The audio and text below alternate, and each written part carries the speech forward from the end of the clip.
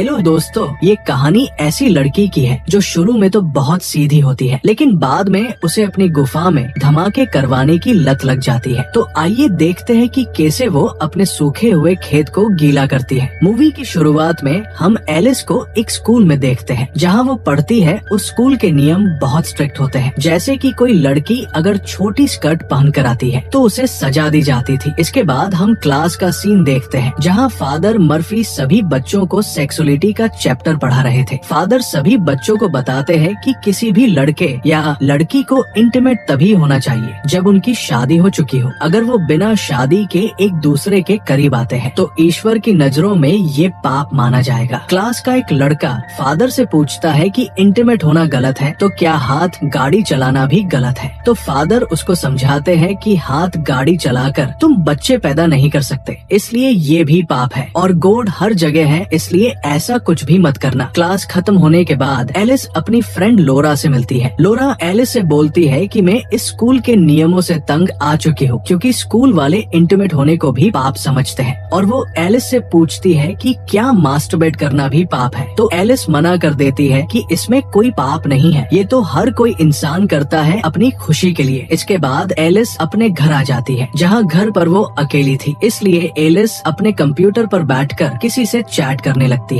वो चैट कर ही रही थी कि तभी एलिस को किसी अनजान आदमी का मैसेज आता है, जिसमें उसने गपागप करते हुए का फोटो भेजा था। फोटो देखकर पहले तो एलिस को शर्म आ गई थी, लेकिन एलिस को वापस से उस फोटो को देखने की जिज्ञासा होती है, इसलिए वो उसे देखने लगती है। तो वो आदमी मैसेज करके एलिस से उसकी एज और लोकेशन के बारे में पूछता है, तो एलिस भी उसे अपना बायोडाटा दे देती है। फिर वो आदमी एलिस से उसकी फोटो मांगता है, तो एलिस भी समझदारी के साथ उसकी बेस्ट फ्रेंड की फोटो सेंड कर देती है। उसका फोटो देख वो आदमी कहता है, ओ वाह, तुम कितनी खूबसूरत होती। ये सुनकर दोनों के बीच में पलंग तोड़ वाली बातें होने लगती है। इससे अब एलिस धीरे धीरे गर्म होने लगती है, जिससे एलिस अपनी स्कर्ट में हाथ डालती है और मजे करने लगती है। लेकिन तभी उसे लगता है कि उसके मोम डेड आ चुके हैं, इसलिए एलिस जल्दी से अपने कंप्यूटर को बंद कर देती है। अगले दिन हम एलिस को लोरा के साथ स्कूल में देखते हैं, जहाँ वो अपनी फ्रेंड से बातें कर रही थी। तो उनके पास कलवे की लुगाई बेत आती है, जो एलिस से कहती है कि वाह एलिस, आजकल तुम बहुत कांड कर रही हो। लेकिन एलिस को उसकी बात समझ नहीं आती। लोरा बेत से अपनी पार्टी में न आने की वजह पूछती है, तो बेत बताती है कि मैं स्कूल की तरफ से एक ट्रिप पर गई थी और वहाँ जाने के बाद मेरी जिंदगी बदल गई है। लेकिन लोरा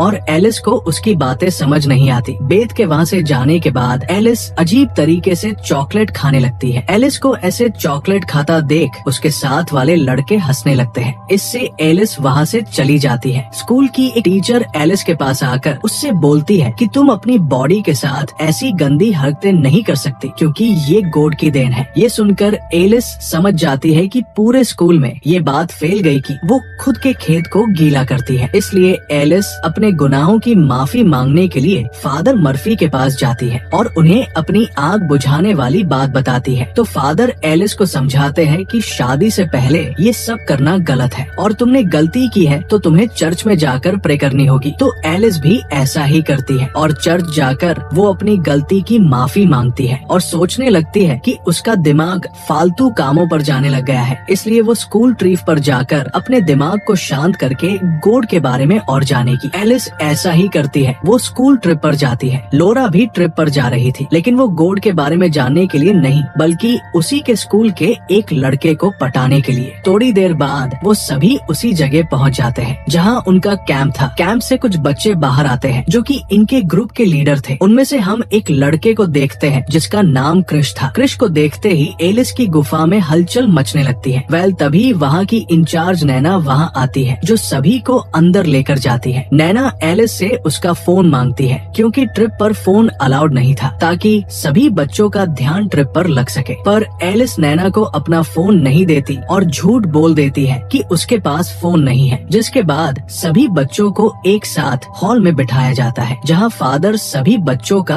अलग अलग ग्रुप बना देते हैं। एलिस क्रिश के ग्रुप में थी, इसलिए एलिस के मन में लड्डू फूटने लगते हैं। फिर फादर मर्फी सभी बच्चों से कहते हैं कि तुम यहाँ आए हो, ये ईश्वर ने पहले से प्लान कर रखा है और तुम 4 दिनों तक यहाँ रहकर अपनी जिंदगी के बारे में सीखोगे, जो कि ईश्वर चाहते हैं। जिसके बाद फादर सभी बच्चों को एक पेपर देते हैं, जिस पर फीलिंग के बारे में लिखा था। फादर कहते हैं कि तुम सभी को इस पर टिक करके बताना है जो तुमने यहाँ आने से पहले महसूस किया हो। तो सभी बच्चे अपने अपने मूड को टिक कर देते हैं, लेकिन एलिस टर्न ऑन पर टिक कर देती है क्योंकि कुछ दिनों पहले ही वो किसी के साथ इंटीमेट होना चाहती थी। लेकिन एलिस इस बात से घबरा जाती है कि इस बात का सबको पता चल गया तो उसका मजाक बनाया जाएगा, इसलिए वो उस टिक को हटाने की ट्राई करती है। पर इससे पहले ही उनके पेपर सबमिट करवा लिए जाते हैं, जिसके बाद नैना आकर कन्फेशन करती है कि मुझे लगता था कि मेरे मॉम डैड मुझसे प्यार नहीं करते, लेकिन यहाँ आने से मेरी लाइफ इतनी चेंज हो गई कि मुझे अब लगने लगा कि मेरे मॉम डैड मुझसे भी प्यार करते हैं। हाँ सही है, इसको तो ऐसा लगेगा ही, और वो क्यों आपको आगे पता चलेगा। अगले सीन में हम रात को एलिस को देखते हैं जो अपने नोकिया 1208 में सांप वाला गेम खेल रही थी। आउट होने पर फोन जब वाइब्रेट हो रहा था तो एलिस को आइडिया आता है और वो फोन को अपनी टांगों के बीच में रख लेती है, जिससे उसको बहुत अच्छा फील हो रहा था। अगले दिन सभी बच्चे जंगल में घूमने के लिए जाते हैं, जहाँ एलिस जानबूझकर खुद को चोट पहुंचा लेती है ताकि उनका ग्रुप का लीडर जो कि क्रिश था वो उसके पास आ जाए, और होता भी ऐसा ही है। चोट लगने की वजह से एलिस चल नहीं पाती तो क्रिश एलिस को अपनी गोद में उठाकर उसे उसके केबिन में छोड़ देता है। तभी एलिस के पास नैना आकर एलिस से उसकी चोट के बारे में पूछती है और कहती है कि जल्दी से बाहर चलो ताकि हम ग्रुप फोटो ले सके। लेकिन तभी एलिस का फोन वाइब्रेट होता है, जिससे नैना को उसके फोन के बारे में पता चल गया था। नैना एलिस से कहती है कि मैंने तुमसे पहले ही दिन फोन मांगा था, लेकिन तुमने मुझसे झूठ बोला। इसके बारे में मुझे फादर से बात करनी पड़ेगी। जिसके बाद सभी ग्रुप फोटो लेते हैं। फोटो लेने के बाद फादर मर्फी एलिस को डांटने लगते हैं कि तुमने एक बार फिर से हमारे यहाँ के नियम को तोड़ा है, इसलिए तुम्हें सजा के तौर पर पूरे केबिन की सफाई करनी पड़ेगी। जिसके बाद एलिस भी सफाई करने के काम में लग जाती है। सफाई करते हुए एलिस की नजर फादर मर्फी के रूम के अंदर रखे कंप्यूटर पर जाती है और वो खुद पर कंट्रोल नहीं कर पाती, इसलिए एलिस जल्दी से फादर के कंप्यूटर पर जाकर वापस से एक लड़के से चैट स्टार्ट कर देती है। एलिस उस लड़के से इंटीमेट होने के बारे में पूछती है, लेकिन एलिस को ऐसा लगता है जैसे कोई आ रहा है, इसलिए वो जल्दी से कंप्यूटर को बंद करके वहाँ से निकल जाती है। लेकिन वो कंप्यूटर को शट डाउन करना भूल गई थी। अगले दिन सभी बच्चे बेटे होते हैं क्योंकि इन्हें यहाँ अब 3 दिन गुजर चुके थे। तभी वहाँ फादर आकर सभी बच्चों से पूछते हैं कि जिस किसी ने भी मेरे कंप्यूटर से चैट की है वो खुद आकर मुझे बता देगा तो अच्छा रहेगा। लेकिन कोई भी बच्चा इस बात को एक्सेप्ट नहीं करता, तो फादर मर्फी एक एक करके सभी बच्चों का इंटरव्यू लेने लगते हैं ताकि उन्हें पता चल सके कि उनके कंप्यूटर का इस्तेमाल किसने किया है। एलिस जब इंटरव्यू देने आती है तो फादर मर्फी उससे बोलते हैं कि पूरे स्कूल में तुम फेमस हो क्योंकि स्कूल में चारों तरफ तुम्हारी ही चर्चाएं हैं। तो एलिस बोलती है कि मैं एक सीधी लड़की हूँ और जो भी बातें आपने मेरे बारे में सुनी है वो सब अफवाह है। इसके बाद एलिस किचन में सफाई का काम कर रही होती है। तभी वहाँ उसकी क्लास का लड़का आकर कचरा नीचे गिरा देता है, जिससे एलिस उसके ऊपर गुस्सा होकर बोलती है कि तुम्हारी वजह से मैं पूरे स्कूल में फेमस हो रखी हूँ। तो वो लड़का भी बोल देता है कि तुम भी कुछ कम नहीं हो, तुम्हारी वजह से ही मेरा ब्रेकअप हुआ है। तभी फादर वहाँ आकर उस लड़के को वहाँ से लेकर चले जाते हैं। एलिस अपनी सफाई कर ही रही होती है। तभी एलिस की नजर खिड़की से बाहर जाती है जहाँ नैना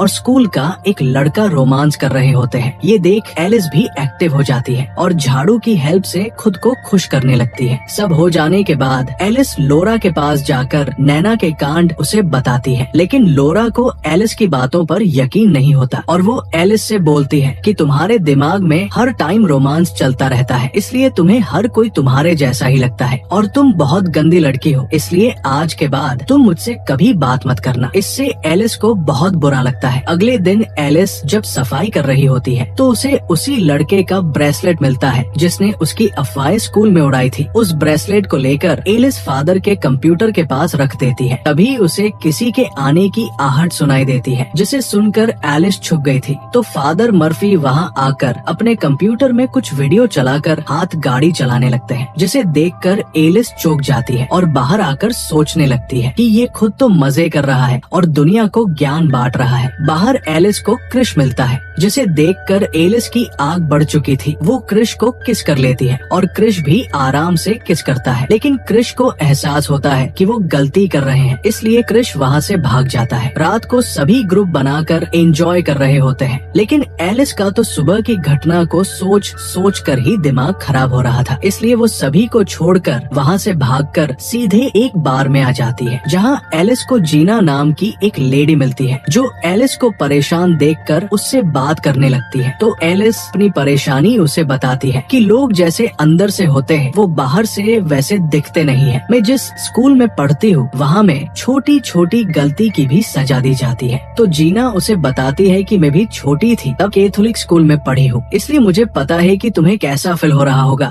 थोड़ी देर बातें करने के बाद जीना एलिस को उसके कैंप के बाहर छोड़ देती है और एलिस से कहती है कि जल्दी से तुम्हें अपने स्कूल को चेंज कर देना चाहिए ताकि तुम अपने मन की कर सको। अगली सुबह जब सभी बेटे होते हैं तो फादर मर्फी आकर उस लड़के को अपने साथ लेकर जाते हैं जिसने एलिस की अफवाह फैला रखी थी। उधर लोरा भी एलिस के पास आकर उससे सभी बातों की माफी मांगने लगती है और कहती है कि मैं शर्मिंदा हूँ कि मैंने तुम्हें इतनी अश्लील समझा। वो सारे कांड तो उस लड़के ने किए थे। जिसके बाद सभी का लास्ट दिन था, इसलिए सभी अपनी अपनी बातें कहते हैं। वो लड़का आकर अपने किए हुए कांड के बारे में सभी के सामने सॉरी मांगता है। जब एलिस की बारी आती है तो वो हिम्मत करके सबके सामने बोलती है कि यहाँ हर कोई अपनी सच्चाई छुपाकर बैठा हुआ है, क्योंकि सबके चेहरों पर एक नकली फेस है जो वो दिखाना नहीं चाहता। जिसके बाद एलिस अपने घर आ जाती है और अपने नए स्कूल के बारे में देखती है। अगले दिन जब एलिस नए स्कूल जाती है तो उसकी मुलाकात वहाँ क्रिश से होती है, जो एलिस से उस दिन हुए कांड के बारे में माफी मांगता है और दोनों अच्छे फ्रेंड्स बन जाते हैं। इसके बाद एलिस कॉन्फेशन करने के लिए फादर के पास जाती है और बताती है कि जब मैं टूर पर गई थी तब मैंने वहाँ एक आदमी को